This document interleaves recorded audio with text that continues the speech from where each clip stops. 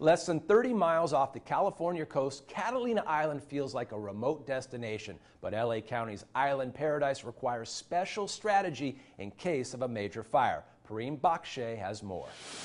Dispatch, Rochester. So I think it'll give you some sense on not only the distance and the time, but the complication of it.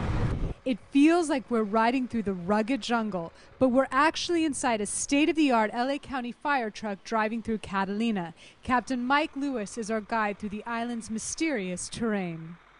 Part of the island's charm is the untouched beauty of its landscape, but the steep, rocky terrain and remoteness of the island are challenging for LA County's firefighters when a fire does break out. We want to be ahead of any time curve that's going to reduce or increase the amount of time that it takes personnel to get from the mainland. That means getting resources to the island and getting people off the island. Catalina Express is not only a critical partner for LA County Fire, it is the only way to evacuate the island's residents if there were a major fire.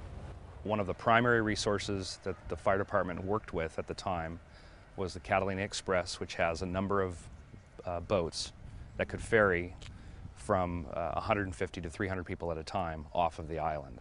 The Catalina fire that scorched more than 4,000 acres in 2007 required the evacuation of 3,800 people. Island residents say the county's resources saved the island.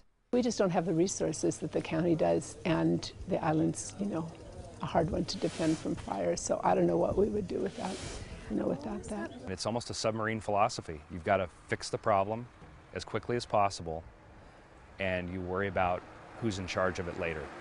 That type of cooperation is what makes the Catalina evacuation plan uniquely meaningful for the island's residents. For LA Now, I'm Perrine Bakshay. The 76-square-mile island is home to about 3,200 people, but that number can grow to as many as 10,000 people during summer vacation season. LA County Fire has several full-time firefighters and lifeguards on the island at all times.